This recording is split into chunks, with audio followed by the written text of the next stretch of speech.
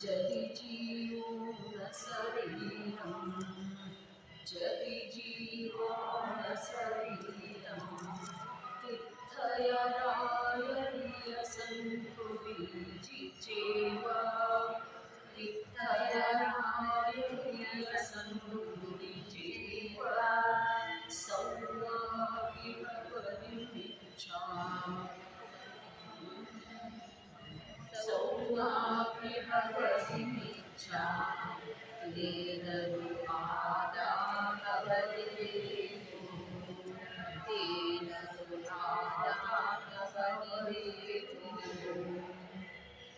जीव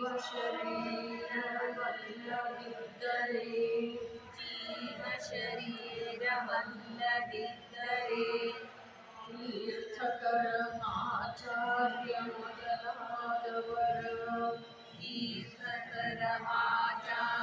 ಮೊದಲಾದವರ ಸ್ತವನವೆಲ್ಲವೂ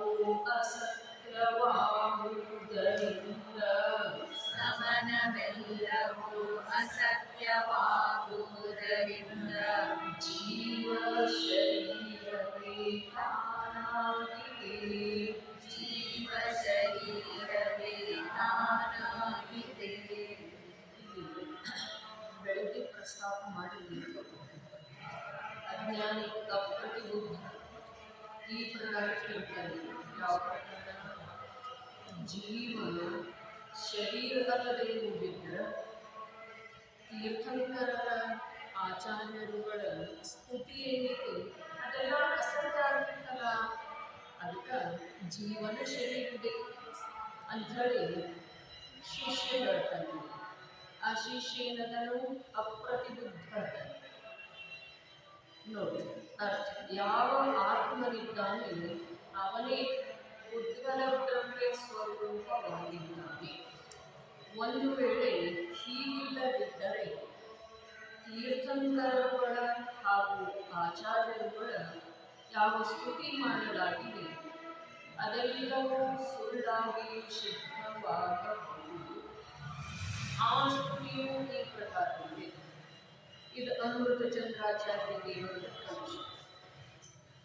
ಶಿಷ್ಯ ಈ ಪ್ರಕಾರ ಪ್ರತಿಬುದ್ಧ ಶಿಷ್ಯ ಈ ಪ್ರಕಾರ ಕೇಳ್ತಾನೆ ಅಂಥೇಳಿ ಗಾಥೆ ಆಚಾರ್ಯರು ಒಂದು ದೇವರದಿದೆ. ಹಾಗಾದ್ರೆ ಆ ಸ್ತುತಿ ಹಾಗಿದೆ ಅನ್ನೋದನ್ನ ಅಮೃತ ಚಂದ್ರಾಚಾರ್ಯ ದೇವರು 1000 ವರ್ಷ ಕಳೆದ ನಂತರ ಹೇಳಿದರು. ತುಮಕುಂದ ಆಚಾರ್ಯ ದೇವರ ಶಿಷ್ಯರಿಗೆ ಕೇಳ್ತಾನೆ ಅಂತ ಹೇಳ್ತಾರೆ. ಇನ್ನ ಜೀವ ಶರೀರನೇ ಇದೆಯಲ್ಲ ಪ್ರಭು, ಜೀವ ಶರೀರ ಅಲ್ಲದೆ ಹೋಗಿದ್ರೆ ತೀರ್ಥಂಕರರ ಸ್ತವನ ಆಚಾರ್ಯರು ಏನು ಮಾಡಿದ್ದಾರೆ ಅಥವಾ ಆಚಾರ್ಯರ ಸ್ತುತಿ ಆಚಾರ್ಯರು ಮಾಡಿರುವಂತಹ ಸ್ತುತಿ ಅಂತ ಹೇಳಲು ಆಗ್ಬೋದು, ಅಥವಾ ತೀರ್ಥಂಕರ ಮತ್ತು ಆಚಾರ್ಯರು ಇವರುಗಳ ಸ್ತುತಿ ನಾವು ಮಾಡ್ತಾನೆ ಭವ್ಯ ಜೀವ ಸಾಧಕ ಜೀವ ಅದೆಲ್ಲ ಅಸತ್ಯ ಆಗುವುದಿಲ್ಲ ಪ್ರಭು. ಶಿಷ್ಯ ಎಷ್ಟು ಪಾತ್ರದಲ್ಲೋ ಅದರ ಅಪ್ರತಿಬುದ್ಧ ಅಂತ ಹೇಳ್ತಾರೆ. ಅವನ ಪಾತ್ರತೆ ಏನಿದೆ? ಅವನ ಪಾತ್ರತೆ ಏನಿದೆ? ಜೀವ ಶರೀರ ಎರಡಂಥೇಳಿ ನೀವು ಹೇಳ್ತಾ ಇದ್ದೀರಿ. ಆದರೆ ನಿಮ್ಮಂಥವರನ್ನ ಸ್ತುತಿ ಮಾಡಿದಾರಲ್ಲ ತೀರ್ಥಂಕರದ, ನಿಮ್ಮಂಥವರನ್ನ ಸ್ತುತಿ ಮಾಡಿದಾರಲ್ಲ ಆಚಾರ್ಯರದ, ಅದು ಶರೀರದನ್ನ ಮಾಡಿದ್ದಾರೆ. ಎಂಥ ಸ್ತುತಿ ಇದೆ ಅದು ಅಮೃತ ಚಂದ್ರಾಚಾರ್ಯ 1000 ವರ್ಷಗಳ ಮೇಲೆ ಏನಿದೆ ಅದು ಸ್ತುತಿ? ಕಾಂತೈವ ಸ್ತವಯಂತಿ ಏತಶಿಶೋ ನಾಮ್ನಾ ನಿರುದ್ಧಂತಿ ಧಾಮೋ ಧಾಮಮಹಸ್ವಿನಾಂ ಜನಮನೋ ಮುಷ್ಠಂತಿ ರೂಪೇಣ ದಿವ್ಯೇನ ಧ್ವನಿನಾ ಸುತಂ ಶ್ರವಣಯೋ ಸಾಕ್ಷಾತ್ ಚರಂದೋ ಮುದರಂ ವಂದ್ಯಾಸ್ತೇಷ್ಟ ಸಹಸ್ರಲಕ್ಷಣಧರಾ ತೀರ್ಥೇಶ್ವರಾ ಸೂರ್ಯಃ.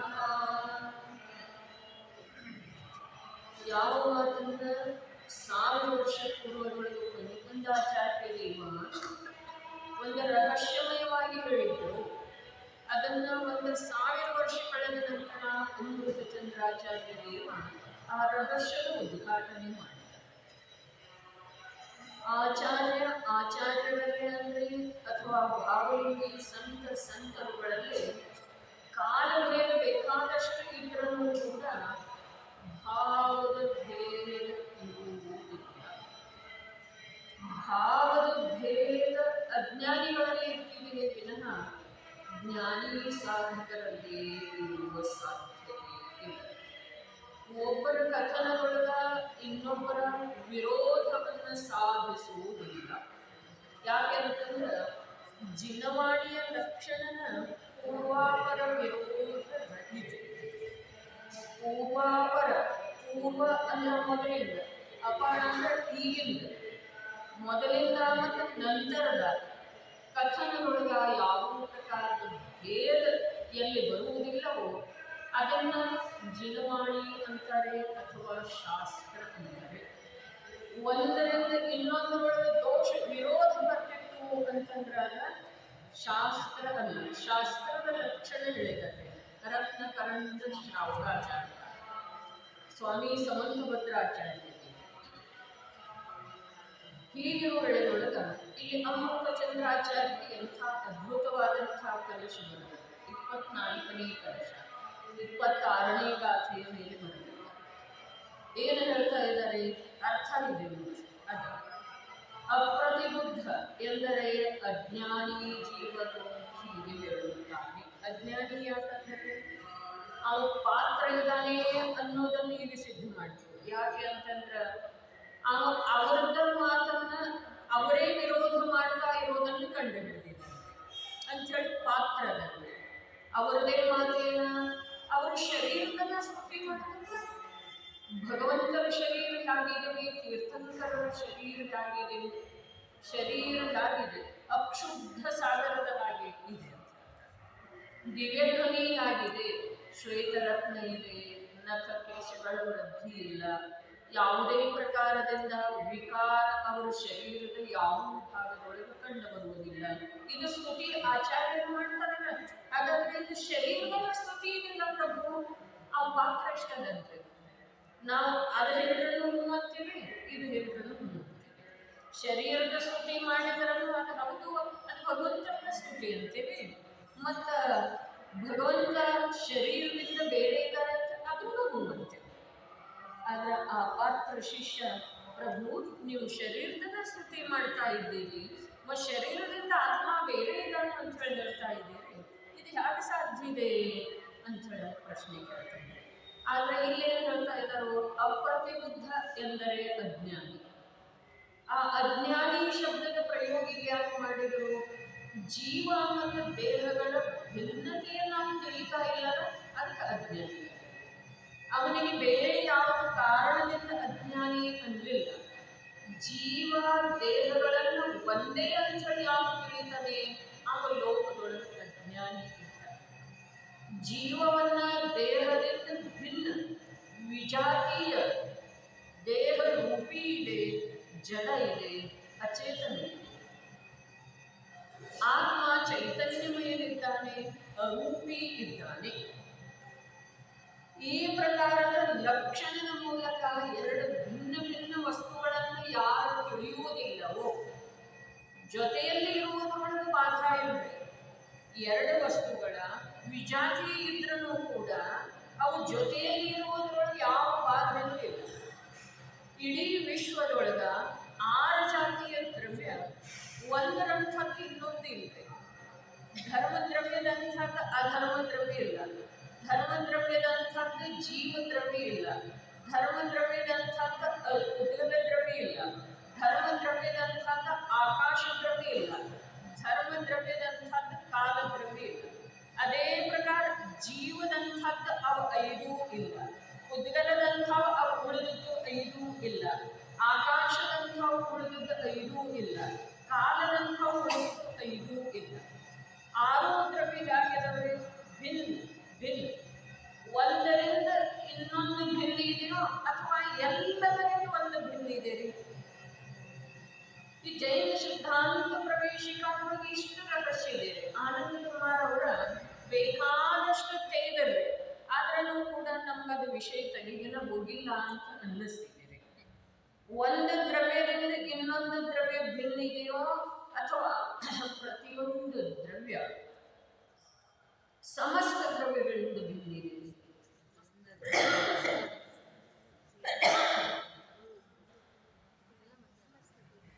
ಪ್ರತಿಯೊಂದು ದ್ರವ್ಯ ಇತರ ಅನಂತ ದ್ರವ್ಯಗಳಿಂದ, ಜೀವ ದ್ರವ್ಯದಿಂದ ಪುದ್ಗಲಾದಿ 5 ದ್ರವ್ಯಗಳು ಬೇರೆ ಇದ್ದಾವೆ ಅಥವಾ ಜೀವ ದ್ರವ್ಯದಿಂದ ಜೀವಾದಿ 6 ದ್ರವ್ಯ ಬೇರೆ ಅದಾವೆ. ಇದೊಂದಿಷ್ಟು ನಿಶ್ಚಿತ ನಿರ್ಣಯ ಆಗಬೇಕು.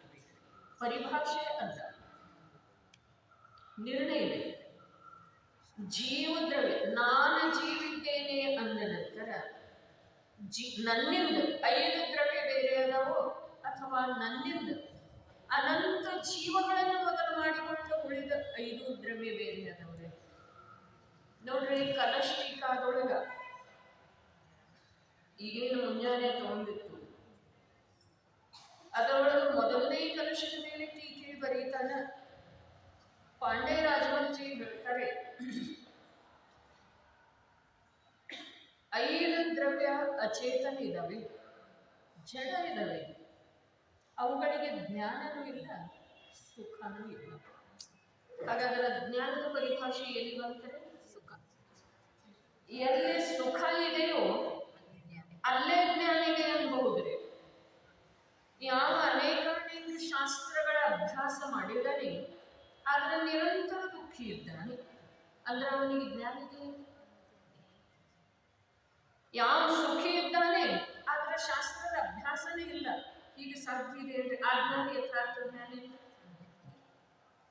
ಅಂದ್ರೆ ಅವರು ರಾಜವಂಶಿ ಪಾಂಡೆ ಹೇಳ್ತಾರೆ, 5 ದ್ರವ್ಯಗಳಿಗಂತೂ ಅವು ಅಚೇತನ ಇರುವ ಕಾರಣ ಜ್ಞಾನನೂ ಇಲ್ಲ, ಸುಖನೂ ಇಲ್ಲ. ಅಜ್ಞಾನಿ ಜೀವನಿಗೆ ಜ್ಞಾನನೂ ಇಲ್ಲ, ಸುಖನೂ ಇಲ್ಲ. ಮಿಥ್ಯಾದೃಷ್ಟಿ ಜೀವನಿಗೆ ಜ್ಞಾನನೂ ಇಲ್ಲ, ಸುಖನೂ ಇಲ್ಲ. ಮತ್ತು 4 ಡಿಗ್ರಿ 99% ಮತ್ತು ಪಾಯಿಂಟ್ ಅಂತ ಒಂದು ಇದ್ದದ್ದನ್ನ 1 ವರ್ಷದೊಳಗೆ 10 ಪಟ್ಟು ಮಾಡೋದು ಆಸ್ತಿ ಧನ, ಅದೆಲ್ಲ ಜ್ಞಾನ. ಅವರ ಸ್ವಚ್ಛ ಹೇಳಿದ್ದಾರೆ, ಮಿಥ್ಯಾದೃಷ್ಟಿ ಜೀವನಿಗೆ ಉಳಿದ 5 ದ್ರವ್ಯಗಳ ಹಾಗಿನ ಜ್ಞಾನವೂ ಇಲ್ಲ, ಸುಖವೂ ಇಲ್ಲ.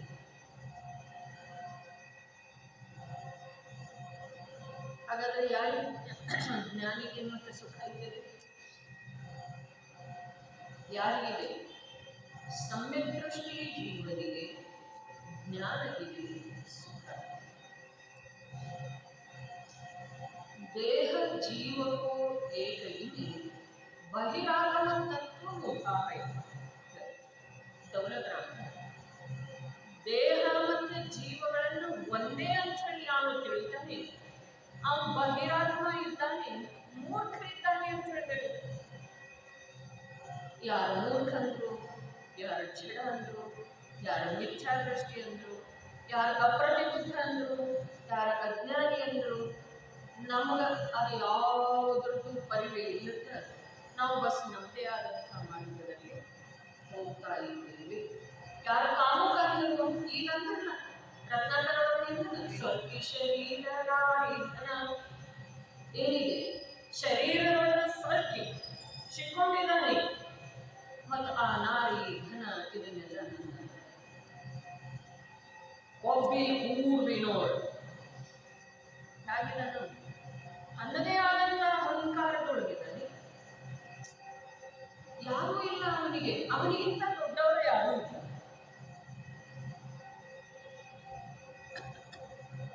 ಒಂದು 4 ಎತ್ತೆ ಕಲಿತ ನಂತರ ಅಥವಾ 1-2 ಡಿಗ್ರಿ ಪ್ರಾಪ್ತ ಮಾಡ್ಕೊಂಡ ನಂತರ ಒಂದು ಮನೆ, ಒಂದಿಷ್ಟು ಧನ, ಒಂದು ಹೆಂಡತಿ, 1-2 ಮಕ್ಕಳ, 1-2 ನೌಕರ, 1-2 ವಾಹನ ಇದ್ದ ನಂತರ ಅವನಿಗೆ ಏನು ಕಾಣಿಸಿದೆ?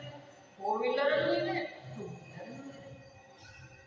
ಮನೆಯಲ್ಲಿ ಸುಂದರ ಪತ್ನಿ ಇದ್ದಾಳೆ, 2 ಮಕ್ಕಳಿದ್ದಾರೆ. ಮುಂಭಾಗದ್ದು ಏನಿದೆ ಅದಕ್ಕೆ ಒಬ್ಬಿ ಹೋಗಿದಾನ.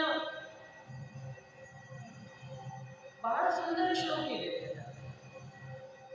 ಅಂತಕ ನೊಯ್ಯುವ ಕಾಲದೋ ಮರ್ಕಟನಂತೆ ಮಲ್ಗಿರುವರ್ ಅದೇ ತರ ಮಾಡು.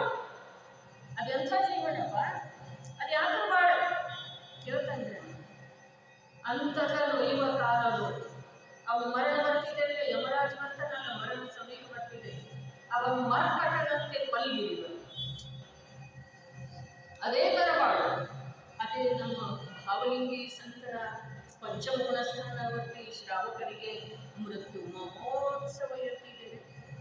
ಮೃತ್ಯುವಿನ ಮಹೋತ್ಸವ ಇರ್ತಿದ್ದೇವೆ. ಅವರಿಗೆ ಯಾವುದನ್ನು ಜಯಿಸಿರ್ತಾವ್ರೆ, ಯಾರದ ಉತ್ಸವದ, ಯಾವುದರ ಉತ್ಸವ, ಮೃತ್ಯುವಿನ ಮುಖಗಳನ್ನು ಹೋಗ್ತಾ ಇದ್ದಾರೆ.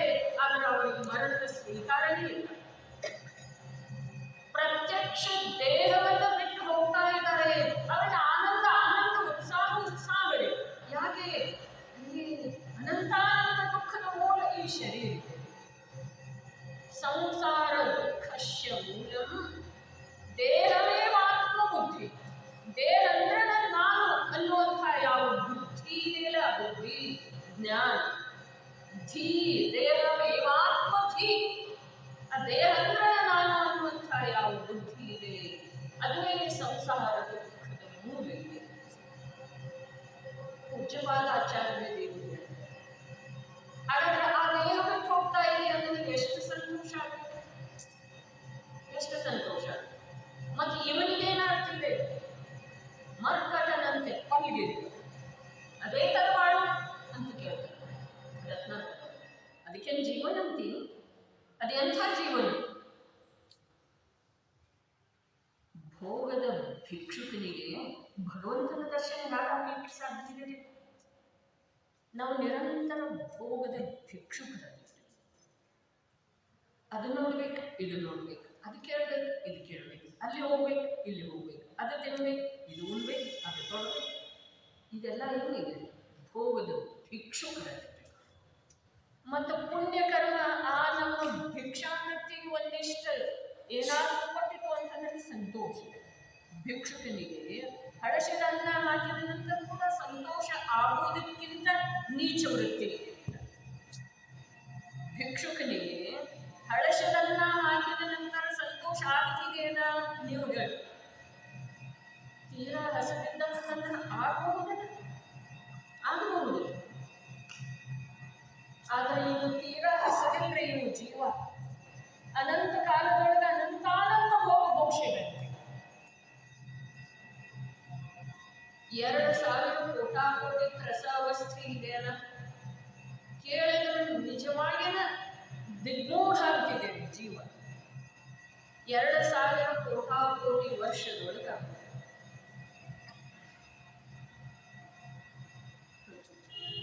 12,500 ಕೋಟಾಕೋಟಿ ಸ್ವರ್ಗದ ದೇವವಾಗಿದ್ದಾರೆ. ಅದು ವಿಮಾನವಾಸಿ. ಭವನತ್ರಿಕದ ಮಾತಿಲ್ಲ. ಭವನತ್ರಿಕದ ಆಯುರ್ಯ ಎಷ್ಟಿದೆ? ತ್ರಸಾವಸ್ಥೆಯಲ್ಲಿ ಈ ಜೀವದ ಕಾಲ, ಉತ್ಕೃಷ್ಟ ಕಾಲ ಎಷ್ಟು? 2 ಕೋಟಾಕೋಟಿ ಸಾಗರ ಸಾಧಿಕ ಅಂತ ಹೇಳ್ತಾರೆ, ಸ್ವಲ್ಪ ಅಧಿಕ. ಆ ಸ್ವಲ್ಪ ಅಧಿಕದೊಳಗ ಮನುಷ್ಯ ಭವ ಬಂತು.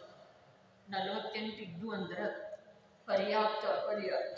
ಮನುಷ್ಯ ಭವ ಬಂತು, ಭವನತ್ರಿಕ ಎಲ್ಲ ಬಂತು. ಮತ್ತು ದ್ವೀಂದ್ರಿಯದಿಂದ ಅಸಂಖ್ಯ ಪಂಚೇಂದ್ರಿಯ ಎಲ್ಲ ಸಾಧಿಕರು. ಆ ಸ್ವರ್ಗ ನರಕದ 12.5 ಕೋಟಿ ಕೋಟಾಕೋಟಿ ಎಲ್ಲಿ? ಸ್ವರ್ಗಗಳು. ಮತ್ತು 7.5 ಅಥವಾ 8 ಕೋಟಾಕೋಟಿ, ಅದು 12 ಕೋಟಾಕೋಟಿ ಅಂತ ಹೇಳಿ 2000 ಇಷ್ಟು ವಿಭಾಗ ಆದ ನಂತರ ಸಾಧಿಕೆ ಏನಿದೆ, ಅದರೊಳಗೆ ಮನುಷ್ಯ ಭವನತ್ರಿಕ ಮತ್ತು ವಿಕಲತ್ರಯ ಎಲ್ಲ ಬಂದಿದೆ. ಅಸಂಖ್ಯ ಪಂಚ. ಅದು ಭೋಗಿ ಎಷ್ಟು ಮೋಕ್ಷಿದ್ದೀನಿ, ಎಷ್ಟು ಹೋಗಿದ್ದೀನಿ? ನಮ್ಮನ್ನು ನಾವು ಕೇಳೋದು. ಭಿಕ್ಷುಕನಿಗೆ ದೃಷ್ಟಾಂತ ಇದನ್ನೇ ಹೇಳ್ತಾ ಇದ್ದೇವೆ. ಇಲ್ಲೇ ಈ ಸಮಯಸಾರ ಸಂಪದದ ಎದುರಿಗೆ ತನ್ನಷ್ಟಕ್ಕೆ ತಾನೇ ಮೂಡಿ ಬಂದಿದ್ದೇನೆ. ಭಿಕ್ಷುಕನಿಗೆ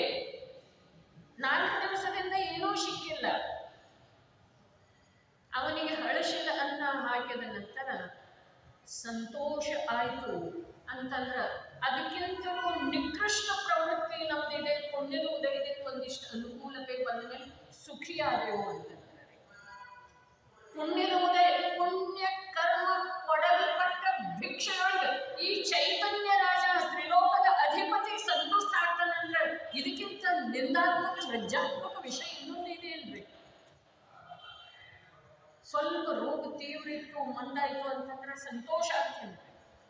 ಅದೇನಿದೆ ಅಸಾಧಾರಣದ ಭಿಕ್ಷೆ ಇದೆ.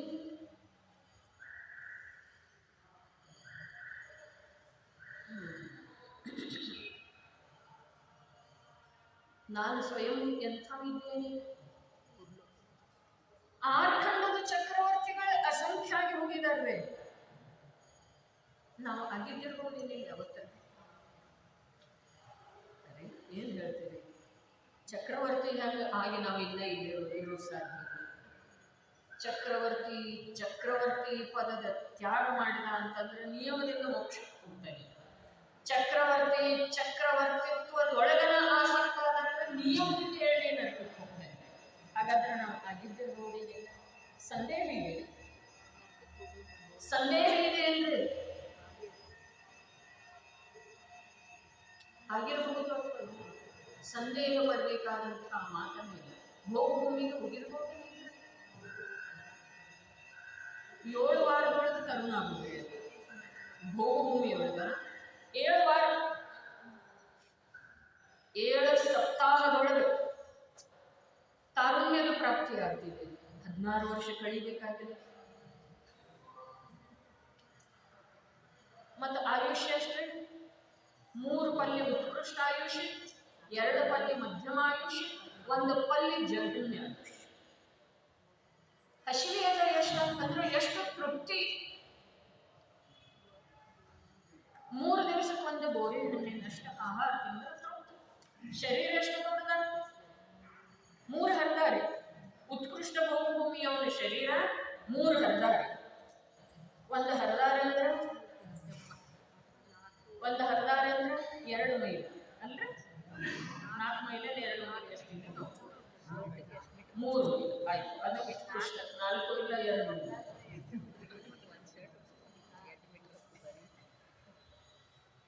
ಅಂಥದ್ದ 3 ಹರಿದಾರಿ ಎಷ್ಟಿದೆ? ಒಂದು 4-5 ಕಿಲೋಮೀಟರ್ ಅಂತ ಹೇಳ್ತೀವಿ. 6 ಕಿಲೋಮೀಟರ್ ಅಂತ ಹೇಳ್ತೀವಿ.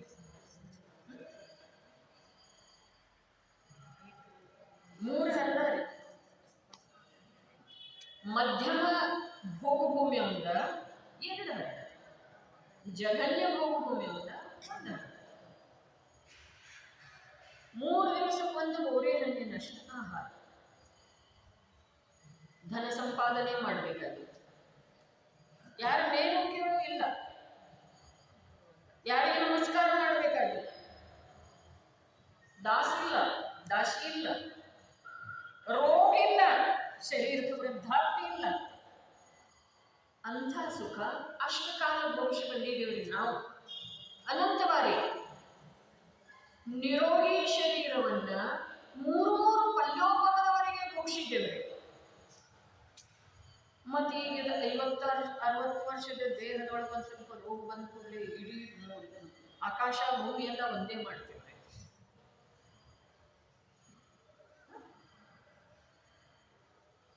ಒಂದು ಸ್ವಲ್ಪ ಆ ರೋಗ ಮುಂದಾಯಿತು ಅಂತಂದ್ರೆ ಸಂತೋಷ ಪಟ್ಟಿದ್ದೇ ಅಷ್ಟೇ. ಬೇಕಾದ್ರೆ ದಾನ ಮಾಡ್ತೀವಿ. ಒಂದು 5,000 ರೂಪಾಯಿ ಸ್ವಲ್ಪ ಕೊಡುವುದು. ನಮ್ಮ ಮಗ ಗುಣ ಶಾಂತಿಗೆ ಮಾಡಿಸೋದ್ರೆ ಗುಣ ಆಗಲಿ ಅಂತ ಹೇಳಿ ಎಲ್ಲ ಏನಿದೆ ರೀ ಪುಣ್ಯದ ಫಲವನ್ನ ಮಾರೇ ಪಾಪವನ್ನು ಕೊಂಡು ಮಾಡಿಸಬಾರ್ದಾಗಾದ್ರೆ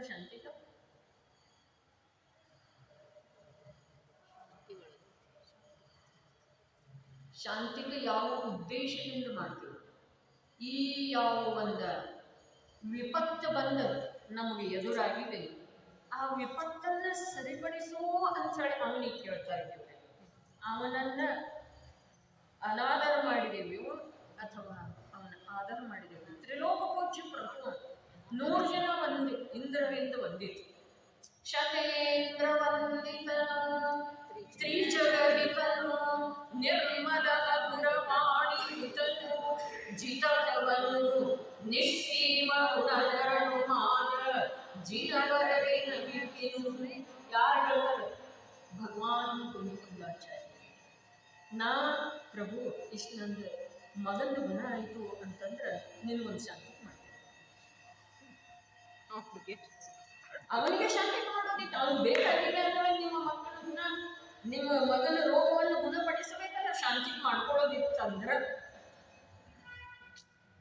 ಅವನ ಮಸ್ತಕದ ಮೇಲೆ ಬೀಳ ಚೆಂದ ಚೆಂದ ಬಿದ್ದದಿಂದ ತಥಾಸ್ತು ತಥಾಸ್ತು ತಥಾಸ್ತು. ಸಾಧ್ಯ ಇದೆ ಎಂದರೆ ಯಾವ ಮಹಾಪಂಡಿತ ಬರಲಿಕ್ಕಿದನು ಅಂದರೆ ಶಾಂತಿಕ ಸುಳ್ಳು ಅಂತೀರಿ. ನಾವೇ ಹೇಳ್ಕೊಂಡ್ರೆ ನೀವು ವಿಚಾರ ಮಾಡ್ತೀರ. ಶಾಂತಿಕದ ಅರ್ಥ ಏನಿದೆ? ರೋಗಾದಿಗಳ ಚಂದ ಚಂದ ಭಿನ್ನವಿದ್ದ, ದಾರಿದ್ರಾದಿಗಳ ಚಂದ ಚಂದ ಭಿನ್ನವಿದ್ದ, ಭೂತ ಪಿಶಾಚಿ ಚಂದ ಚಂದ ಭಿನ್ನವಿದ್ದ. ಅರೆ ನನ್ನ ದೃಷ್ಟಿಯೊಳಗೆ ಅದರಿಂದ ದುಃಖ ಆಗ್ತಾ ಇದೆ, ಅದರಿಂದ ದುಃಖ ಆಗ್ತಾ ಇದೆ ಅನ್ನೋ ಭಾವ ನಾಶ ಆಗಿ ಪ್ರಭುವೊಮ್ಮೆ ಅನ್ನೋದಿದೆ ಅಲ್ಲಿ. ಅದರ ಹೆಸರು ಚಂದ ಚಂದ. ನಾ ಅದರ ರೋಗನ ನಾಶ ಆಗಿ ಸಂತೆಯೊಳಗೊಂದು ಮನೆಯ ಮಾಡಿ ಅವ್ರು ಹೇಳಿದಾರಲ್ಲ ನಮ್ಮ ಸರ್ವಜ್ಞ ಕವಿ, ಗದ್ದಲಕ್ಕೆ ಹೆದರಿದ ಆಗ್ತಿದ್ದಿಲ್ಲ ಅಂಥದ್ದ ರೋಗಗಳ ರೂಪದ ಸರ್ಪಗಳ ವಾಸ ಮಾಡುವಂಥ ಹುಟ್ಟಿನ ಸಮಾನ ಇರುವಂಥ ದೇಹದಲ್ಲಿ ಇದ್ದುಕೊಂಡ ಆ ದೇಹದ ರೋಗ ನಾಶ ಆಗುವ ಸಲುವಾಗಿ ಆ ಭಗವಂತನ ಹತ್ರ ಭಿಕ್ಷೆ ಇರ್ತವೆ. ಎಂಥದ್ದಿದೆ ನಮ್ಮ ಜೀವನ. ಎಷ್ಟು ಬಾರಿ ಅನಂತ ಬಾರಿ ಧಿಕ್ಕಾರ ಅಂದ್ರೆ ಅದಕ್ಕೆ ಇದೆ ಅಂತ ಬರ್ತಿದೆ, ಸರಿ ಹೋಗ್ತಿದೆ, ಅನಂತ ಬಾರಿ ಅಂತ ಸಾಕು ಆಗ್ತಿದೆ. ಚಿನ್ನ ಚಿನ್ನ ಬಿಂದು ಇಲ್ಲ ಅಂತಲ್ಲ, ಇದೇ ಇದೆ. ಆದ್ರೆ ಏನು ಪ್ರಭು, ನನಗೆ ಈ ರೋಗದಿಂದ ದುಃಖ ಆಗ್ತಾ ಇದೆ, ನನಗೆ ದಾರಿದ್ರ್ಯದಿಂದ ದುಃಖ ಆಗ್ತಾ ಇದೆ, ನನಗೆ ಭೂತ ಪಿಶಾಚದಿಂದ ದುಃಖ ಆಗ್ತಾ ಇದೆ ಅನ್ನುವ ನನ್ನ ಮಿಥ್ಯಾ ಭಾವವೊಮ್ಮೆ ಚಿನ್ನ ಬಿಂದಾಗಿ ಹೋಗಲಿ, ನಷ್ಟ ಭ್ರಷ್ಟಾಗಿ ಹೋಗಲಿ. ನನ್ನ ಕಡೆ ಅದು ಪುನಃ ಬರೋದನ್ನ ಬೇಡ ಪ್ರಭು, ನನ್ನ ಕಡೆ ಅದು ಪುನಃ ಬರೋದನ್ನ ಬೇಡ. ಹಾಗಾದ್ರೆ ಆ ಅಭಿಪ್ರಾಯದ ಹಿಂದೆ ಕೂಡ ಅದನ್ನು ದೂರ ಮಾಡುವ ಸಾಮರ್ಥ್ಯ ಭಗವಂತನಲ್ಲಿ ಇದೆ ಅಂತ ಹೇಳಿ ಅವು ಬರೆಯೋ ನಂಬಿಲ್ರಿ. ಯಾವ ಬರೆದಿದ್ದಾನಲ್ಲ ಅವು ಹಾಗೆ ನಂಬಿಲ್ರಿ. ಆ ಚಿನ್ನ ಚಿನ್ನ ಬಿಂದುವಿಂದ ಇವು ತಾನ ಮಾಡಿಕೊಳ್ಳೋದಿದ್ದೀರಿ. ಅವರನ್ನ ನೋಡಿ ಅವರೆಂಥ ವೀತರಾಗಿ ಪ್ರಭು ನೀನೇನೋ ಮಾಡೋದಿಲ್ಲ ಅನ್ನೋದು ನನಗೆ ಗೊತ್ತಿದೆ ಅಂತ ಧನಂಜಯ ಕವಿ ವಿಷಾದವಾದ ಸ್ತೋತ್ರಗಳದ, ನೀನ್ ನನ್ನ ಯಾವ ಕೆಲಸನೂ ಮಾಡೋದಿಲ್ಲ ಅಂತ ನನಗೆ ಗೊತ್ತಿದೆ, ಯಾಕಂದ್ರೆ ನೀವು ವೀತರಾಗಿದ್ದೀಯಲ್ಲಪ್ಪ. ಮಗನಿಗೆ ಸರ್ಪದಂಶ ಆಗದಿತ್ತು,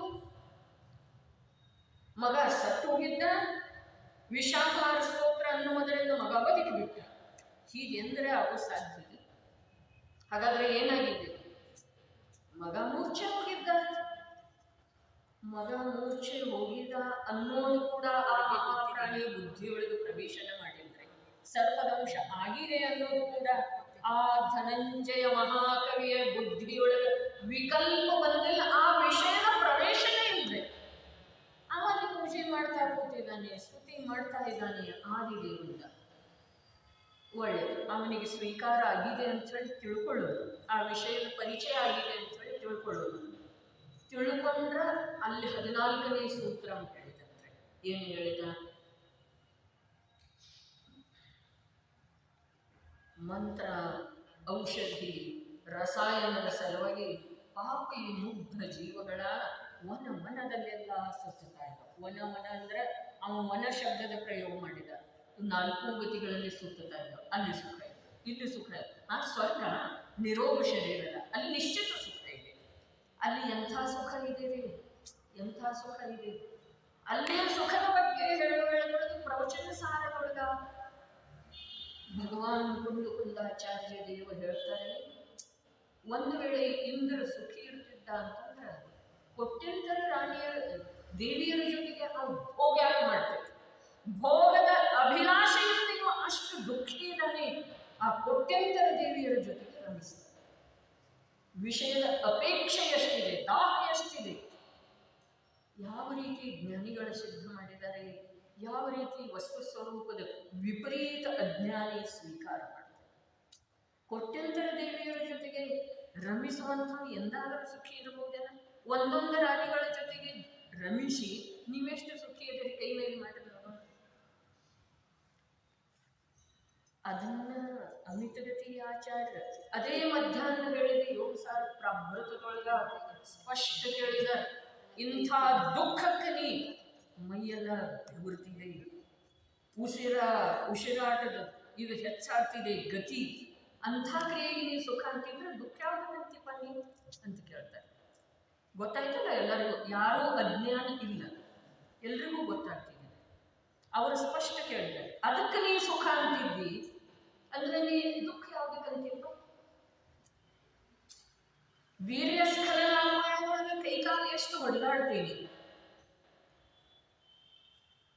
ಬೆವತೋಗ್ತಿ, ಉಸಿರಾಟದ ಗತಿ ಅಧಿಕ ಆಗ್ತಿದೆ, ದುಃಖಿಗೆ ಸುಖ ಇದೆ. ಅದನ್ನ ನೀ ಸುಖ ಅಂತಿ ಅಂದಮೇಲೆ ನೀ ದುಃಖ ಯಾವ್ದಕ್ಕಂತ ಹೇಳಪ್ಪ ಅಂತ ಕೇಳ್ತಾ ಇದ್ದಾರೆ. ಆಚಾರ್ಯರು ಈ ಮಾತು ಹೇಳಿಲ್ಲ ಅನ್ನೋದಿಲ್ಲ. ಈ ಮಾತು ಅನ್ನೋದಕ್ಕಿಂತ ಇವು ಯಾವುದರೊಳಗೆ ಮಸ್ತ್ ಅದಲ್ಲ ಅದನ್ನ ಹೇಳಿದಾರೆ. ಆದರೆ ಅದು ಪ್ರತ್ಯಕ್ಷ ವಿಷಯ, ಪ್ರತಿಯೊಂದು ಇಂದ್ರಿಯದ ಭೋಗ. ಹಾಗಾದರೆ 1000 ಜನ ರಾಣಿಯರ ಜೊತೆಗೆ ರಮಿಸುವಂತಹ ಚಕ್ರವರ್ತಿ ಸುಖಿ ದುಃಖಿ ಇದ್ದ ಕಲ್ಪನೆ ಮಾಡಿ ವಿಚಾರ ಮಾಡೋದ್ರೆ, ಕೋಟ್ಯಂತರ ದೇವಿಯರ ಜೊತೆಗೆ ಕ್ರೀಡಿಸುವಂಥ ಇಂದ್ರ ಅಲ್ಲಿ ಕೋಟ್ಯಂತರ ದೇವಿಯರ ಜೊತೆಗೆ ಕ್ರೀಡಿಸಬೇಕಾದ್ರೆ ಅವನ ವಿಷಯದ ದಾಹ ಎಷ್ಟಿರಬೇಕು ತಿಳಿತಿದೆ. ಸದಾ ಸುಖದಾಶ್ರಯ ರತ್ನಕರಂಗ ಶ್ರಾವಕಾಚಾರ್ಯರು ವಿಷಯದ ದಾಹವನ್ನು ಸಹಿಸಲಾರದೆ ಈ ಜೀವ ವಿಷಯವೆಂಬ ಅಗ್ನಿಕುಂಡದೊಳಗೆ ಆಳದೊಳಗೆ ಮುಳುಗುತ್ತಾನೆ. ಆಳದವರೆಗೆ ಮುಳುಗು. ಒಳಗಿನ ದಾಹವನ್ನು ಸಹಿಸುವುದಾಗುವುದಿಲ್ಲ. ವಿಷಯೇಚ್ಛೆಯ ದಾಹವನ್ನು ಸಹಿಸಲಾರದೆ ವಿಷಯವೆಂಬ ಅಗ್ನಿಕುಂಡದಲ್ಲಿ ಇಳಿದು ಹೋಗುತ್ತಾನೆ. ಮಲದ ಕುಂಡದಲ್ಲಿ ಅಂತ.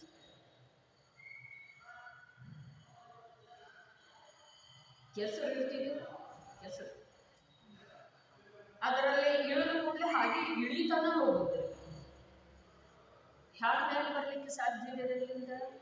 ಕೆಸರು ದಲ್ದಲ್ ಅಂತಾರಲ್ಲ ಹಿಂದಿಯವರು, ಅದೇ ಅಲ್ಲಿ ಪಾದ ಇಳಿಸಿದ ನಂತರ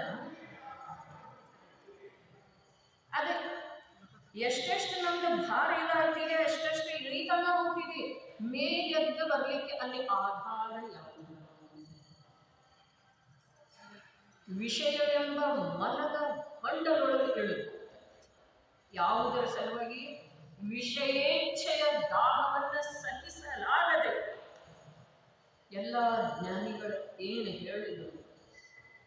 ನಾವೇನು ಮಾಡ್ತಾ ಇದ್ದೀವಿ? ಜೀವ ಇಲ್ಲಿ ಆಚಾರ್ಯ ಪ್ರಭು ಅವನಿಗೆ ಅಜ್ಞಾನಿ ಅಂತ ಯಾಕೆ ಅಂತಂದ್ರೆ ಅವನಿಗೆ ಜೀವ ಮತ್ತು ದೇಹದ ಭಿನ್ನತೆಯ ಪರಿಚಯ ಇಲ್ಲ ಅಂತ ಹೇಳಿ ಅಜ್ಞಾನಿ. ಲೋಕದೊಳಗೆ ನಾವು ಬೇಕಾದಂಥ ಜ್ಞಾನಿ ಅನ್ನಿಸ್ಕೊಂಡು ಹೋಗ್ತೇವೆ. ಲೋಕದೊಳಗಿಂದ ಅಷ್ಟ ಅಲ್ಲ, 11 ಅಂಗ 9 ಪೂರ್ವದ ಪಾಠೀಕರನೂ ಕೂಡ ದೇಹದಿಂದ ಆತ್ಮ ಸರ್ವಥಾ ಅಸ್ಪೃಷ್ಟ ಇದ್ದಾನೆ, ಭಿನ್ನ ಇದ್ದಾನೆ. ಎರಡೂ ಜೊತೆ ಇದ್ರೂ ಕೂಡ ವಿಷಯ ನಮಗೆ ಇಲ್ಲಿಂದ ಆರಂಭ ಆಗುತ್ತೆ. ಇಲ್ಲಿ ದೇಹ ಮತ್ತು ಜೀವ ಅಷ್ಟೇ ಜೊತೆಗಿದಾವೆಯೋ ಅಥವಾ 6 ದ್ರವ್ಯಗಳ ಜೊತೆಗೆ ಇವನದ್ದ ಏಕ ಕ್ಷೇತ್ರಾವಗಾಹ ಸಂಬಂಧ ಇದೆ. 6 ದ್ರವ್ಯಗಳ ಜೊತೆಗೆ ಈ ಜೀವಕ್ಕ ಭಿನ್ನ ಜೀವದ ಏಕ ಕ್ಷೇತ್ರಾವಗಾಹ ಸಂಬಂಧ ಇದೆ ಅಥವಾ ಭಿನ್ನ ಜೀವ ನನ್ನಂಥ ದೇಹಧಾರಿ ಜೀವದ ಮಾತಲ್ಲ. ಆದರೆ ಈ ಒಂದು ಪದ್ಗಲಮಯ ದೇಹದೊಳಗ ಎಷ್ಟು ಜೀವದ ಇಂದಿನ ವಿಜ್ಞಾನ ಹೇಳ್ತಿದ್ದೇನೆ. ಅದಕ್ಕೆ ಬೇರೆ ಬೇರೆ ಹೆಸರುಗಳನ್ನ ಅವೆಲ್ಲ ನಮ್ಮ ಸರ್ವಜ್ಞ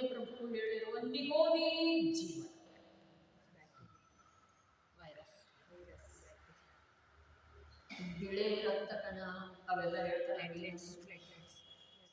ಏನು ಉಂಡ ಆಹಾರ ಅರಗುವ ಸಲುವಾಗಿ ಏನೇನು ಸಹಾಯ ಮಾಡ್ತಾವೋ ಅವೆಲ್ಲ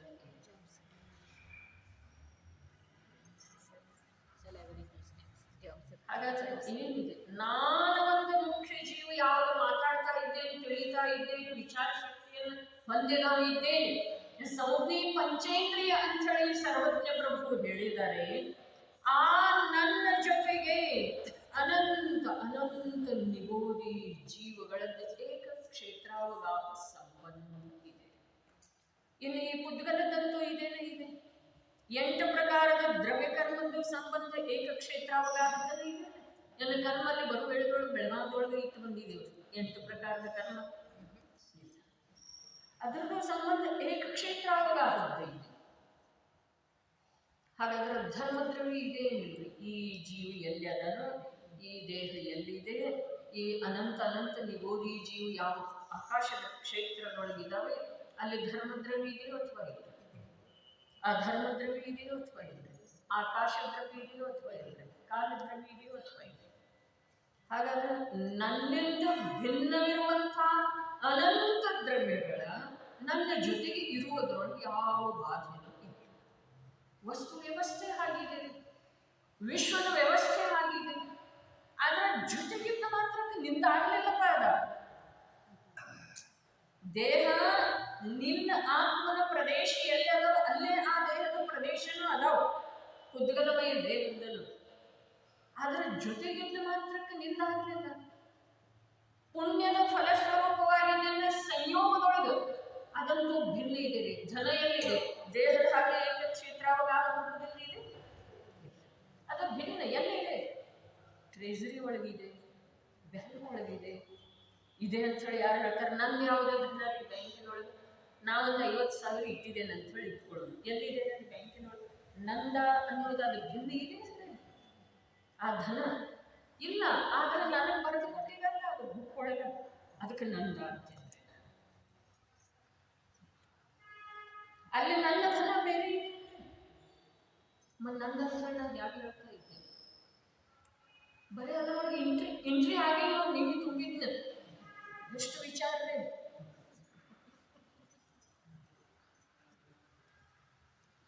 ನನಗೆ ಬರ್ತಾವ್ರಿ ವಿಕಲ್ಪ, ನಿಮ್ಗೆ ಬರ್ತಾವೆ ಇಲ್ಲ? ನಮ್ಮದು ಐತಂತ ನಗಾತೀವಿ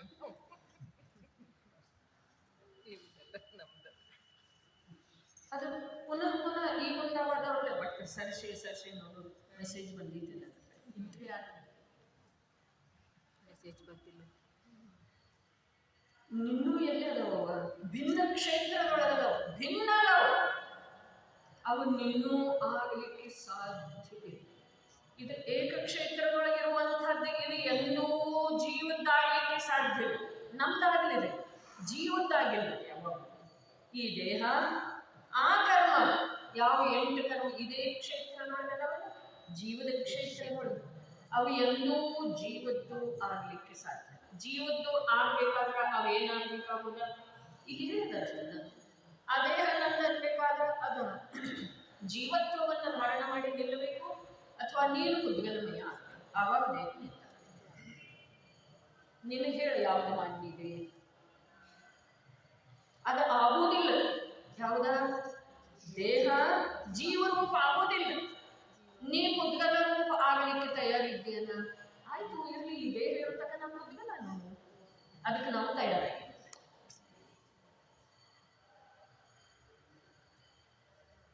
ಅದೇ ಹೊತ್ತು ನಮ್ಮ ಹೆಸರಿನೊಳಗೆ ನಮ್ಮ ತನ ಇದೆ, ಲಿಸ್ಟ್ ಇದೆ, ಯಾವುದಾದ ರಿಸರ್ವೇಶನ್ ಮಾಡಿದ್ದು ಸುರೇಖ ಹಾಕಿಕೊಡಿ ಎಲ್ಲಿದೆ ನೋಡಿ, ನೀವು ನೋಡ್ತೀವಿ. ನಂದನ ನೋಡೋದಕ್ಕೆ ಇಲ್ಲಿ ತಾಯಿದೆ ಐತಿ ನೋಡಂತ ಅವ್ರು ಹೇಳ್ತಾರೆ. ಬ್ರಹ್ಮಾನಂದನ ಇಲ್ಲಿ ತಾಯಿದೆ ಐತಿ, ಎಲ್ಲೈತಿ? ಅಲ್ಲೇ ಐತಿ, ಅಲ್ಲೇ ಐತಿ. 34ನೇ ನಂಬರ್ದು ಸೀಟ ತಾಯಿ. ಎಷ್ಟು ಅಜ್ಞಾನ ಇದೆ, ಎಷ್ಟು ಅಜ್ಞಾನ ಇದೆ. ವ್ಯವಹಾರ ಹಾಗೇ ನಡೆಯೋದು, ವ್ಯವಹಾರಕ್ಕೆ ಯಾವ ಪ್ರಕಾರದ ಬಾಧೆ ಇಲ್ಲ. ಆದ್ರೆ ಬರೀ ವ್ಯವಹಾರ ನಡೀತಾ ಇದೆ, ಶ್ರದ್ಧೆ ಇದೆ. ಸಂಪೂರ್ಣ ಶ್ರದ್ಧೆ ಇದೆ ಏನೆಂದ್ರೆ ನನ್ನ ಹೆಸರಲ್ಲಿ ಕಾಣುವುದಿಲ್ಲ ಮೊದಲ ಹೋಗಿ ಮೇಲೆ ಬರೀತಿದ್ದಂತೆ ಈಗ ಬರೀತಾರೆ ಇಲ್ಲ ಈಗ ಎಲ್ಲಿ ಅಲ್ಲಿ ಬರೆಯೋದೇ ಇಲ್ಲ ಹಾಗೆ ಎಲ್ಲ ಮೊಬೈಲ್ದಾಗ ಅಲ್ಲಿ ಮೊದಲು ಲಗೇಜ್ ಇಟ್ಕೊಂಡು ಅಲ್ಲಿ ನೋಡ್ತಿದ್ದೇವೆ ಹೆಸರು ಐತಿ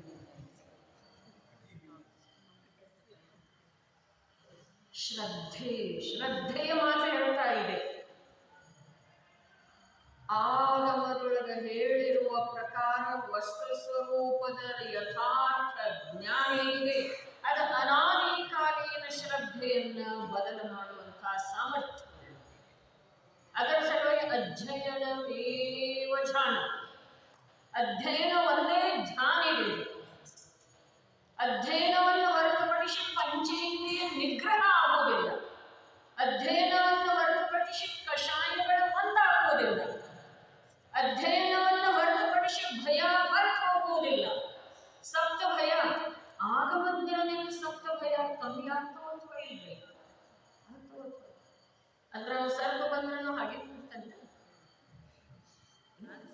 ಓಡಿ ಹೋಗುವ ವ್ಯವಹಾರ ಅವನು ಮಾಡ್ತಾನೆ ಆದ್ರ ಆಂತರ್ಯದೊಳಗ ಈ ಸರ್ಪ ನನಗೆ ಇನ್ನೂ ಮಾಡಲು ಸಾಧ್ಯ ಇಲ್ಲ ಅನ್ನೋದು ವಿಕಲ್ಪ ಅಲ್ಲ ನಿರ್ವಿಕಲ್ಪ ಶ್ರದ್ಧೆ ಇದೆ ಶ್ರದ್ಧೆಯ ಮಾತು ಬೇರೆ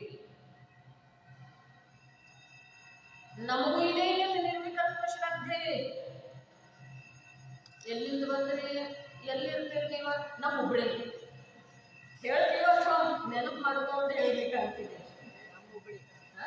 ನಮ್ಮ ಹುಬ್ಬಳ್ಳಿ ನಮ್ಮ ಬೆಳಗಾವ್ ಹುಬ್ಬಳ್ಳಿ ಅಂತ ಹೇಳಿ ನಿಮ್ದು ಯಾವಾಗಾಗಿತ್ತು ಬೆಳಗಾವಾಗ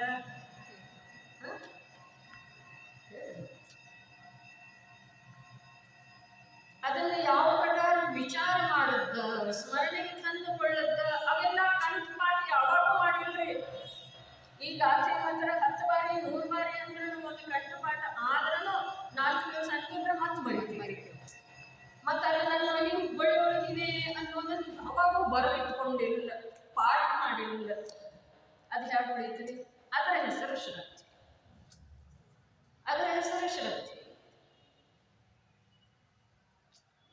ಯಾರು ಬಟ್ಟೆ ಮಾಡಾಕಿದ್ದು ಇರ್ತಾವ ಒಂದೇ ತರ ಇದ್ನಂದ ಈಗೆಲ್ಲರೂ ಬೆಳಿ ಅದು ಹೇಗೆ ಹಿಡಿತೇವೆ ಶ್ರದ್ಧೆ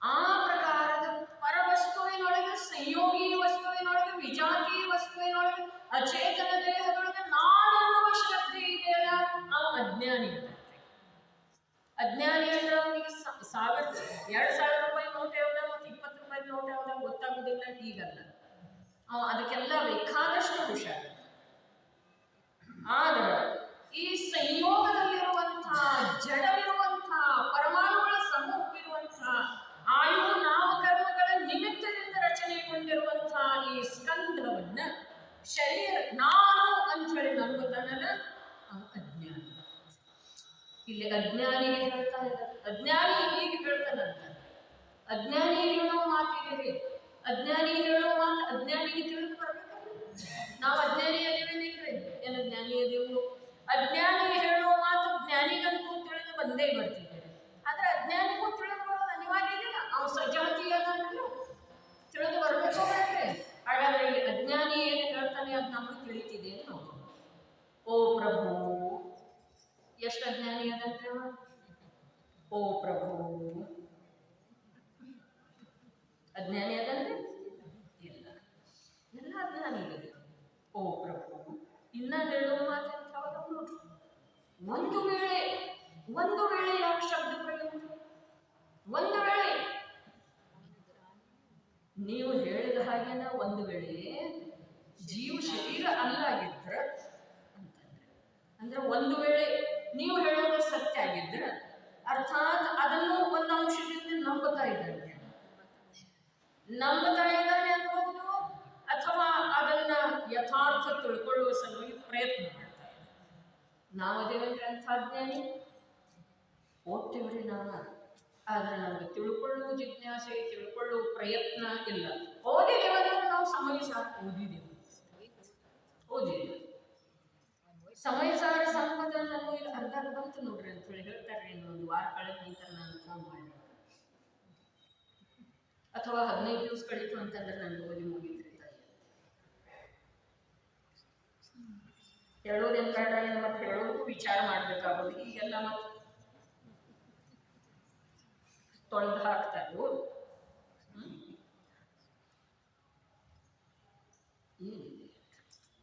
ನೋಡಿ ಓ ಪ್ರಭು, ಒಂದು ವೇಳೆ ಶರೀರವೇ ಜೀವವಿಲ್ಲದಿದ್ದರೆ, ಶರೀರವೂ ಅಲ್ಲ, ಒಂದೊಂದು ಶಬ್ದದೊಳಗೆ ಏನಿದೆ ಜ್ಞಾನಿ ಮಹಾತ್ಮನ ಶಬ್ದವೇ. ಅದಕ್ಕೆ ಅಪ್ಪಾಜಿ ಹೇಳ್ತಿದ್ರು, ನಮ್ಮ ಪಂಚಾಸ್ತಿಕಾಯಿ ಪರಿಮಳದ ಮೇಲೆ ನಡೀತಿರ್ತಾರೆ. ಅಪ್ಪಾಜಿ ಹೇಳ್ತಿದ್ರು, ಪ್ರವಚನದ ಮೇಲೆ ಪ್ರವಚನ ಆಗ್ತಿದೆ ಅಂದ್ರೆ ಅದರೊಳಗೆ ಎಷ್ಟು ಮಹತ್ವ ಇರ್ತದೆ. ಪಂಚಾಸ್ತಿಕಾಯಿ ಪರಿಮಳ ಪ್ರವಚನ, ಅದರ ಮೇಲೆ ನಮ್ದು ಪ್ರವಚನ, ಅದರಿಂದ ನಮ್ದು ಭೂಮಿಕಾ ಎಷ್ಟು ಭದ್ರ ಆಗುತ್ತಿದೆ. ಅದನ್ನೇ ನಾನು ತಮಗೆಲ್ಲ ಹೇಳ್ತೇನೆ. ಪಂಚಾಸ್ತಿಕಾಯಿ ಪರಿಮಳದ ಅದು 1, 2 ಮನೋಯೋಗದಿಂದ ಹೋದ್ರೆ, ಕಲ್ಯಾಣದ ಉದ್ದೇಶ ಇಟ್ಕೊಂಡು ಹೋದ್ರೆ, ತಿಳಿಯೋ ತನಕ ಹೋದ್ರೆ ಬಿಡಬೇಡ. ಅಲ್ಲಿ ವಸ್ತು ತತ್ವದ ನಿರ್ಣಯ ಆಗುತ್ತೆ. ಒಂದು ವೇಳೆ ಒಂದು ಮಾತು, ಎರಡನೇದು ಶರೀರವೇ ಜೀವವಿಲ್ಲದಿದ್ದರೆ ಅಂದ್ರೆ ಅವನ ದೃಷ್ಟಿಯೊಳಗೆ ಇನ್ನೂ ಏನಿದೆ? ಬರೇ ನಾನೇ ಹೇಳ್ತಾ ಇಲ್ಲ, ಎಲ್ಲರೂ ಹೇಳ್ತಾ ಇದ್ದಾರೆ. ನೀವೇನು ಶರೀರ ಅಂದ್ರೆ ಜೀವ ಅಲ್ಲ ಅಂತ ಹೇಳ್ತಾ ಇದ್ದೀರಲ್ಲ, ನೀವು ಇದ ಸ್ತುತಿ ಮಾಡಿದೆ. ಅದಕ್ಕೆ ಶರೀರವೇ ಜೀವ ಅಂತ ಅಂತಾರೆ. ಅವನ ಅಭ್ಯಾಸ ಎಷ್ಟಿದೆ? ವಾಚನ ಇದೆ, ಅಧ್ಯಯನ ಇದೆ, ಚಿಂತನೆ ಏನಿದೆ? ವಾಚನ ಇದೆ, ಅಧ್ಯಯನ ಇದೆ. ನಮ್ದೇನಿದೆ? ವಾಚನ ಇದೆ, ಅಧ್ಯಯನ ಇದೆ. ನಮ್ದು ವಾಚನ ಕೂಡ ಇದೆ. ಅಕ್ಷರಗಳ ಓದುವಿಕೆಯ ಹೆಸರು ವಾಚನ ಅಲ್ಲ. ಸ್ವಯಂಭೂ ಸ್ತೋತ್ರದೊಳಗೆ, ದೇವಾಲಯ ಸ್ತೋತ್ರದೊಳಗೆ ಬಂದದ್ದಿದೆ. ವಾಕ್ಯ ಯಾವುದಕ್ಕಂತ, ಶಬ್ದ ಯಾವುದಕ್ಕಂತ. ನಮ್ಮ ಜೈನಾಚಾರ್ಯರ ಸಾಲಿ ಕಾಲೇಜದ ಕಟ್ಟಿ ಇರಲಿಲ್ಲ, ಆದ್ರೆ ಅವರಲ್ಲೇ ಇರುವಂತಹ ಜ್ಞಾನ. ನಾ ಮ್ಯಾಟ್ರಿಕ್ ಪಾಸ್ ಮಾಡ್ಕೊಳ್ತೇನೆ, ಮುಂದೆ ಮನೆಯಲ್ಲೇ ಕೂತ ಕಾಲೇಜ್ ಪಾಸ್ PUC ಮಾಡ್ತೇನೋ, ಹಾಗೆ ಮಾಡ್ತೇನೋ, ಹೀಗೆ ಮಾಡ್ತೇನೋ. ಅಪ್ಪಾಜಿ ಮಹಾವೀರ ಪ್ರಭು ನಮ್ಮ ಭಗವಂತ ಅವರು MA ಆಗಿದ್ರು, ಏನಾಗಿದ್ರಪ್ಪ ಕುಂದುಕುಂದಾಚಾರ್ಯ ದೇವಿ ಏನಾಗಿದ್ದಾರೆ? 10 ವರ್ಷಕ್ಕೆ ದೀಕ್ಷಾ ತಗೊಂಡು ಹೋದ್ರಲ್ಲ, ಕಾಲೇಜ್ ಓದಿರ್ಬೇಕಲ್ಲ. ಭಾಷಾಜ್ಞಾನಿ ಎಲ್ಲಿಂದ ಬಂತ್ರಿ ಅವ್ರಿಗೆ? ಎಲ್ಲಿಂದ ಬಂತ ಹೇಳ್ರಿ? ಹೊರಗಿನಿಂದ ಜ್ಞಾನ ಬರ್ತಿದೆಯನ ನಂಬುದಿಲ್ಲ. ಯಾಕ್ರಿ? ನಾವು ಜ್ಞಾನ ನನ್ನ ಸ್ವಭಾವ ಇದೆ, ಮತ್ತು ಯಾವುದ ಸ್ವಭಾವ ಇದೆಯೋ ಅದು ಯಾವುದೆಲ್ಲ ಯಾವ ರೂಪದಿಂದ ಕಾರ್ಯ ಮಾಡ್ತಾ ಇರ್ತೀವಿ. ಅದನ್ನು ಯಾವ ಕ್ಷೇತ್ರದೊಳಗೆ ತೊಡಗಿಸ್ತೇವೆಯೋ ಅಲ್ಲೆಲ್ಲ ಕಾರ್ಯ ಮಾಡ್ತೀವಿ.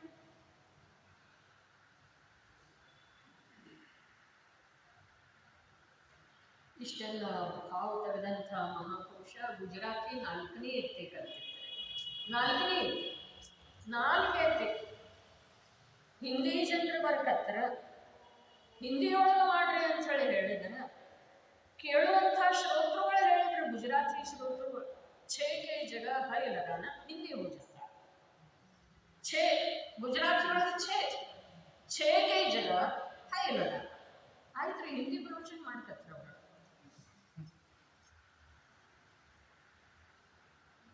ನಾಲ್ಕನೇ ಇತ್ತೆ ಗುಜರಾತಿ.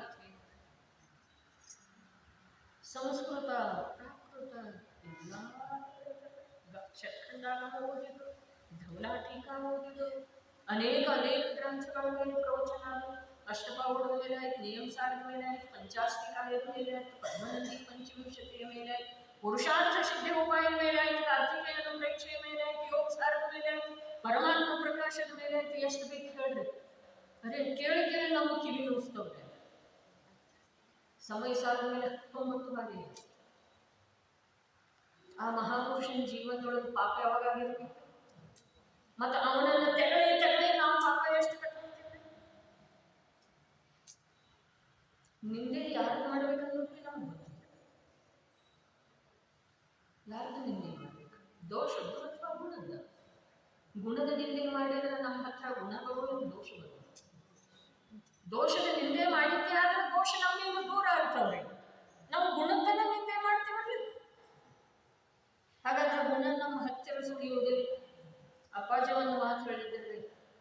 ಒಂದು ದಿವಸಕ್ಕೆ ಒಂದೊಂದು ಒಳ್ಳೆ ಮಾತನ್ನ ಕಲಿತಾ ಹೋದ್ರೆ ಏನು ಕಷ್ಟ ಇಲ್ಲ.